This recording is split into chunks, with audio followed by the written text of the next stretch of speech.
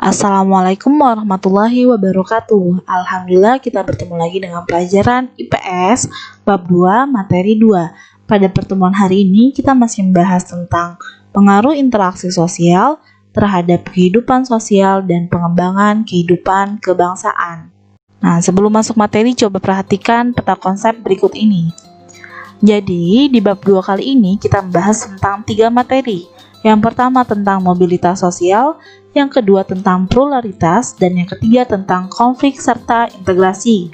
Jadi, pada pertemuan sebelumnya kita sudah membahas mobilitas sosial nih, yaitu khususnya kita membahas tentang jenis-jenis mobilitas sosial, serta kita juga sudah membahas tentang faktor pendorong dan faktor penghambat dari mobilitas sosial. Nah, pada pertemuan hari ini kita masih membahas tentang mobilitas sosial ya. Nah, pada pertemuan hari ini kita membahas tentang saluran mobilitas sosial serta dampak positif dan dampak negatif dari mobilitas sosial.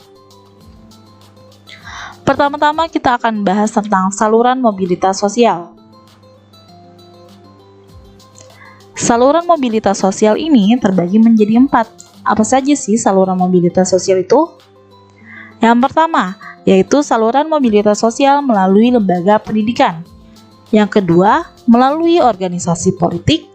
Yang ketiga, melalui organisasi ekonomi. Dan yang keempat, melalui organisasi profesi atau keahlian. Yang pertama, kita akan bahas tentang lembaga pendidikan. Lembaga pendidikan dianggap sebagai social elevator. Maksudnya apa sih? Maksudnya yaitu lembaga pendidikan dapat menjadi perangkat untuk melakukan perubahan sosial dari kedudukan yang rendah ke kedudukan yang lebih tinggi. Maksudnya apa? Jadi, lembaga pendidikan ini merupakan saluran mobilitas sosial vertikal ke atas. Kenapa? Karena dengan adanya lembaga pendidikan, itu seseorang bisa melakukan perubahan sosial dari kedudukan yang lebih rendah ke kedudukan yang lebih tinggi. Coba kita lihat contohnya nih. Yang pertama yaitu mobilitas sosial yang dilakukan seseorang anak dari keluarga miskin yang berhasil mengenyam sekolah sampai ke jenjang pendidikan yang tinggi. Nah, setelah lulus pendidikan tinggi, anak dari keluarga miskin ini bisa saja bekerja di perusahaan, bisa saja bekerja sebagai guru, bisa saja sebagai dosen, ya kan? Dari lulusnya seseorang dari keluarga miskin, lulus dari sekolah, nah itu bisa saja dia mendapatkan keberhasilan dari profesinya. Nah, keberhasilan tersebut itu bisa mengangkat status sosialnya. Artinya itu juga bisa mendapatkan penghasilan yang lebih tinggi sehingga menjadi orang kaya. Nah, dari keluarga miskin ini menjadi kaya ya kan? Karena dia itu mengenyam lembaga pendidikan, mengenyam sekolah atau pendidikan yang lebih tinggi. Nah, itu bisa merubah mobilitas sosial seseorang dari yang rendah ke kedudukan yang lebih tinggi. Yang kedua, organisasi politik. Organisasi politik memungkinkan anggota yang loyal. Maksudnya apa loyal? Loyal ini maksudnya patuh ya atau setia. Dan berdedikasi tinggi, artinya kontribusinya tinggi nih, pengaruhnya tinggi untuk menempati jabatan yang lebih tinggi dalam struktur kepengurusan organisasi. Nah, contoh dari organisasi politik ini yaitu pertama, menteri, kedua kepala daerah, ketiga anggota legislatif atau organisasi politik lainnya. Nah, biasanya orang-orang yang menduduki jabatan seperti ini biasanya sebagai tokoh masyarakat ya kan. Nah, sebagai tokoh masyarakat itu biasanya itu lebih dihormati dengan masyarakat lainnya. Contohnya nih, setiap RT kan pasti ada kan di lingkungan masyarakat. Nah, biasanya Pak RT ini biasanya itu lebih dihormati dibanding masyarakat lain. Nah, karena RT ini juga termasuk organisasi politik. Nah, karena RT ini termasuk mobilitas sosial dari jabatannya itu, dia itu lebih dihormati dengan masyarakat lainnya. Selanjutnya, tentang organisasi ekonomi. Nah, organisasi ekonomi dapat berupa badan usaha dan koperasi. Badan usaha ini di masyarakat biasanya berupa perusahaan atau unit usaha. Melalui organisasi ekonomi, seseorang dapat meningkatkan pendapatan yang dapat digunakan untuk memenuhi kebutuhan hidup dan tabungan jangka panjang. ya kan? Jadi biasanya ini seseorang itu bisa menjadi organisasi ekonomi ini bisa menjadi sarana bagi seseorang atau kelompok untuk melakukan mobilitas sosial. Nah, biasanya penduduk seseorang yang meningkat maka tingkat kesejahteraannya itu atau kekayaannya juga akan meningkat. Nah, dengan demikian status sosialnya tersebut juga akan meningkat. Jadi kalau misalnya pendapatan seseorang itu bertambah karena misalnya berkecimpung dari organisasi ekonomi, misalnya perusahaan, nah pasti kan penghasilan ekonominya meningkat nih. Nah, pasti akan merubah status sosialnya ke lebih tinggi. Nah, karena organisasi ekonomi ini merupakan salah satu saluran dari mobilitas sosial.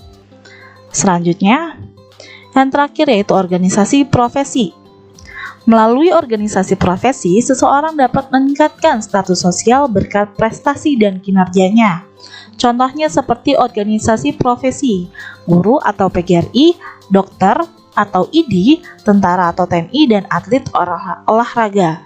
Contohnya nih, seorang atlet bulu tangkis di Indonesia berhasil menjuarai kejuaraan dunia. Tentunya akan mendapatkan penghargaan dan prestasi dari prestasi-prestasi tersebut. Nah, jadi dari keberhasilan seorang atlet ini biasanya dia tuh akan mendapatkan penghargaan berupa uang hadiah, uang pembinaan, dan dari organisasi profesi yaitu PBSI. Nah, biasanya juga dia akan mendapatkan piala kejuaraan.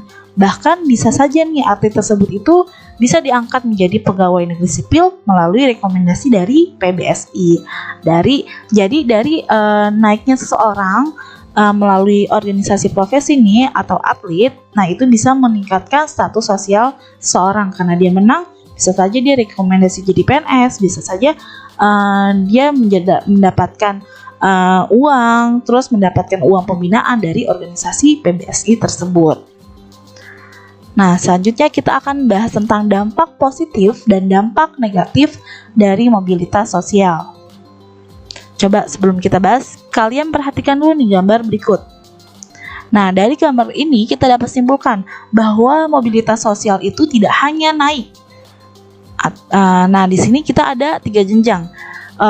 Ada naik, ada turun, ataupun ada ke samping atau horizontal. Jadi artinya di sini ada mobilitas vertikal naik, mobilitas vertikal turun, atau mobilitas sosial horizontal. Nah, jadi mobilitas ini nggak hanya naik semua ya.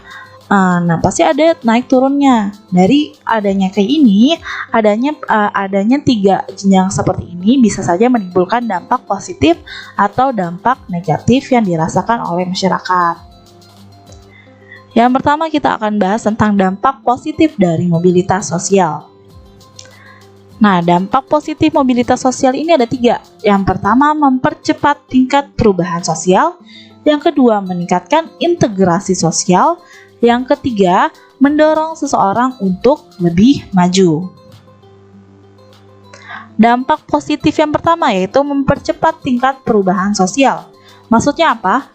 Mobilitas sosial ini akan lebih mempercepat tingkat perubahan sosial masyarakat, terutama ke arah yang lebih baik. Contohnya seperti Indonesia. Indonesia sedang mengalami perubahan dari masyarakat agraris ke masyarakat industri. Nah, perubahan ini akan lebih cepat terjadi jika didukung oleh sumber daya manusia yang lebih berkualitas. Hal itu perlu adanya peningkatan kualitas pendidikan. Nah, misalnya nih ada seorang pemuda dari desa. Nah, pemuda dari desa itu dia berhasil. Nah, pasti otomatis dia itu juga menjadi contoh bagi yang lain dong. Nah, bagi yang lain itu berarti kan dia itu serta-merta ikut terdorong motivasinya untuk melakukan seperti pemuda itu lakukan. Nah, dengan adanya seperti itu pasti perlu adanya melakukan peningkatan kualitas pendidikan untuk mencontoh si pemuda tersebut. Nah, selanjutnya yang kedua, dampak positif yang kedua yaitu meningkatkan integrasi sosial. Perubahan sosial yang terjadi pada suatu masyarakat akan mendapat respon yang berbeda dari masyarakat. Nah, respon ini berupa 2, yaitu berupa tantangan maupun berupa penerimaan.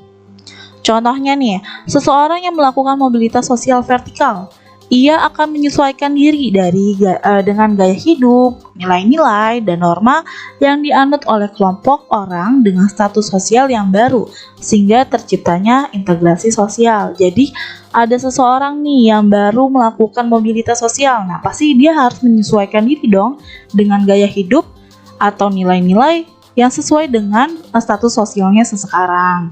Nah, dengan adanya penyesuaian tersebut itu bisa menghasilkan integrasi sosial, tapi juga bisa berupa tantangan ya. Kalau ini contohnya berupa penerimaan, artinya seseorang tersebut bisa diterima oleh masyarakat lainnya.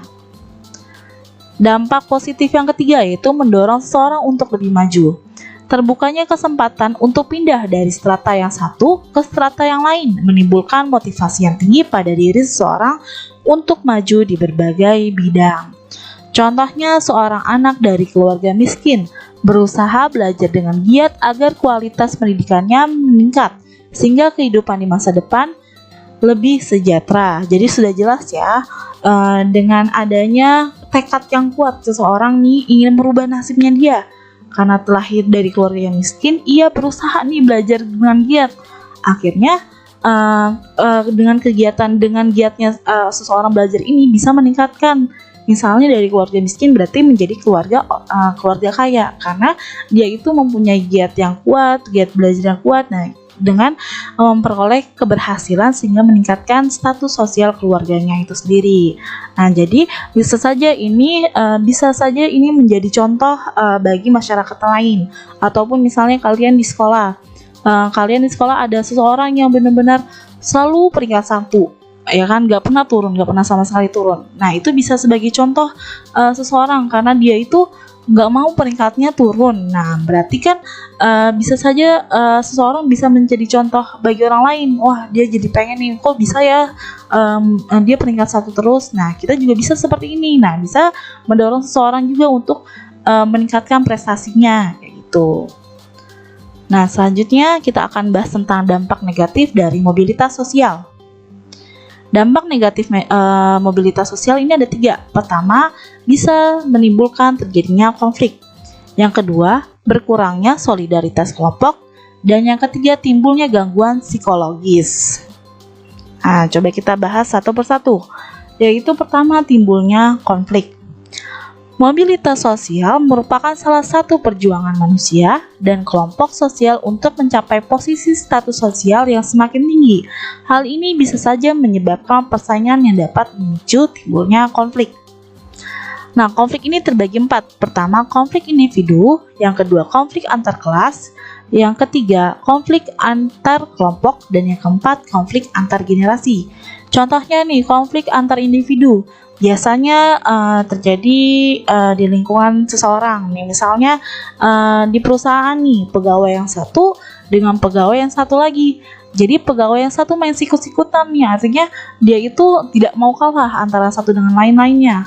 Karena akan muncul tuh perdebatan antara keduanya, karena keduanya itu ingin melakukan mobilitas. Nah, akhirnya dari sama-sama ingin melakukan mobilitas itu bisa saja terjadinya konflik antar individu, karena satu sama lainnya itu ingin mendapatkan posisi yang lebih tinggi. Yang kedua, konflik antar kelas. Misalnya adanya perbedaan pendapat antara pegawai dengan atasannya. Nah, dengan adanya perbedaan pendapat ini, maksudnya lapisan sosial pegawai nih, bedakan ya kelas pegawai dengan kelas atasan. Nah, itu bisa saja terjadinya konflik antar kelas karena adanya perbedaan mobilitas sosial. Nah, selanjutnya yang ketiga, konflik antar kelompok. Bisa saja terjadi nih antara tukang ojek pangkalan dengan tukang ojek daring atau online. Nah, ataupun bisa saja seperti demonstrasi mahasiswa yang menuntut adanya keadilan. Itu bisa saja terjadinya konflik antar kelompok. Selanjutnya yang keempat, konflik antar generasi. Nah, itu biasanya terjadi antara 2 generasi. Contohnya seperti generasi tua dengan generasi muda. Nah, biasanya itu generasi tua cenderung menolak hal-hal yang baru, ya kan? Terutama itu hal-hal yang bisa mengancam keberadaan adat istiadat. Nah, karena adanya perdebatan antara konflik antar generasi antara golongan tua dengan golongan muda itu bisa saja menimbulkan konflik antar generasi. Jadi dari dampak adanya mobilitas sosial ini bisa menimbulkan hal negatif, yaitu timbulnya konflik. Nah, konflik antar kelas ini maksudnya tadi ya, perbedaan kelas sosial, yaitu tadi pertama dia pegawai, yang satunya lagi atasan. Nah, itu konflik antar kelas. Nah, kalau individu antara seseorang dengan seseorang lainnya itu biasanya sederajat, kayak pegawai dengan pegawai. Konflik antar kelompok, misalnya tadi ojek daring dengan ojek pangkalan. Nah, antar generasi yang satu dengan generasi yang lainnya. Jadi dia berjenjang ya. Dampak negatif yang kedua yaitu berkurangnya solidaritas kelompok. Penyesuaian diri dengan nilai dan norma yang ada dalam kelas sosial yang baru merupakan langkah bagi seseorang melakukan mobilitas sosial. Hal ini agar mereka dapat diterima dalam kelas sosial baru, tetapi juga akan menimbulkan berkurangnya solidaritas terhadap kelas sosial lama. Jadi misalnya nih, jadi kan tadi kalau misalnya dampak positifnya itu bisa menimbulkan integritas sosial ya, tapi dampak negatifnya itu bisa menimbulkan berkurangnya solidaritas kelompok. Misalnya kenapa? Misalnya itu seseorang nih, orang kaya, orang miskin jadi orang kaya baru. Nah, biasanya orang kaya itu kan biasanya mengikuti nih, melakukan penyesuaian, baik itu dari segi penampilan, dari segi apalagi tuh norma, nilai-nilai, dia kan ikut melakukan penyesuaian kan. Nah, agar diterima oleh status sosial yang baru.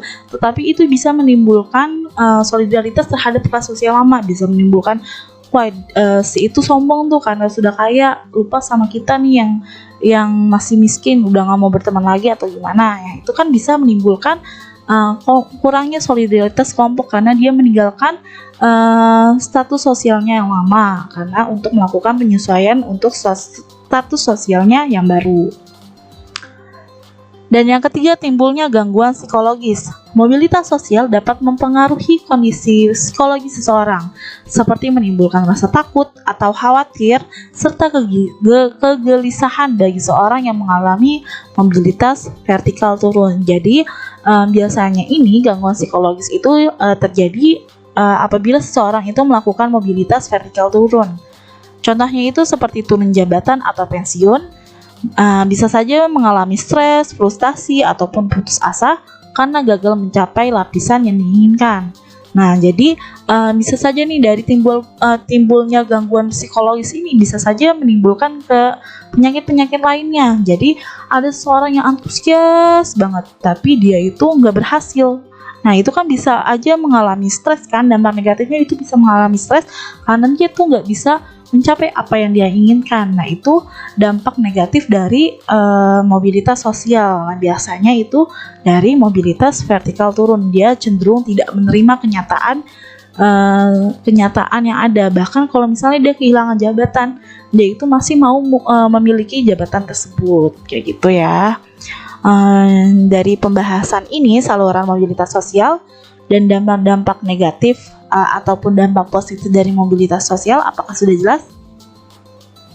Kalau misalnya belum jelas, bisa bertanya lewat via WA ya.